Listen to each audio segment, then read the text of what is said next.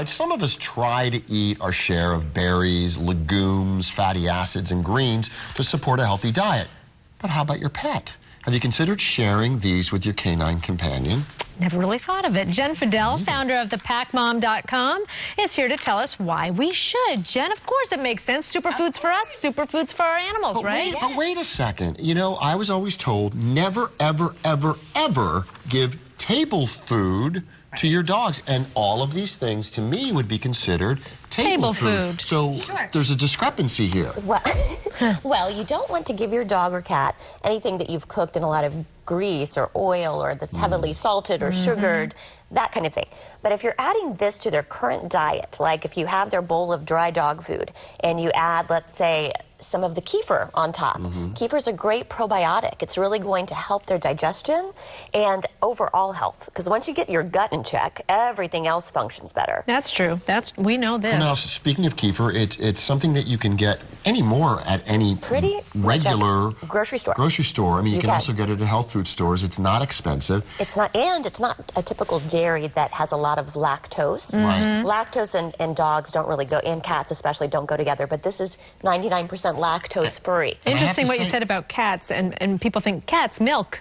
Right. No. Yeah, they're usually even more intolerant of dairy than a dog. Really? Typically. And you know what? I know we eat pretty healthfully, and I would probably eat everything on this. Maybe the sardines would have to be you know, on a cracker thought about or something. But kefir is always in my refrigerator. That's awesome. Always. That's why your gut is so healthy. Well, no, you wonder why I am very regular. Let's go right into blueberries. Let's talk about blueberries. Because blueberries are very good for everyone. What's embarrassing about talking about being regular? Nothing. Right? It's very good. You know how you're doing health-wise because of that. Right. But blueberries have a lot of fiber. They're a huge antioxidant.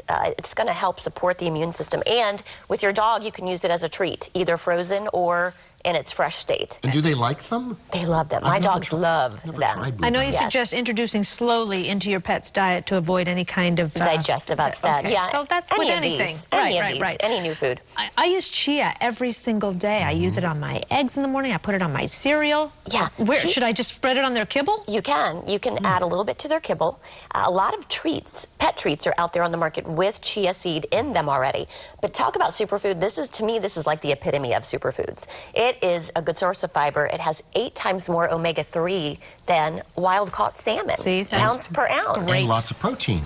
And a good protein source that helps keep their sugar level, heart level correct. I was interested in the hip and joint function with the chia seeds. That helps a lot, It does. So, it does because of the oil. Now, is it better to soak the chia seeds before you give it to them, or are they okay eating it right out of the bag? They can just eat it right out of the bag, right on top of their dog food. I'm going to try that. I know. I don't know about kale. I don't know if Freebie would like that. Cook it, right? You can try cooking it. Try boiling it a little bit and adding it to their food. It's a really good liver detoxification agent, and it's an anti-inflammatory. So if your dog has any issues with maybe even itchy, scratchy skin, you know there's some inflammation going on in their system, try adding something that's an anti-inflammatory. Again, kale, I eat it all You the time. eat a lot of it, yes.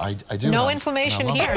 No, but very regular. Again, I never thought about giving my dogs some of this stuff, so this is really kind of So eye-opening. everything, start slow. Ask your vet if your dog or cat has any digestive issue, certainly. But just start slow and see how it goes. And sardines? Sardine, great omega-3s.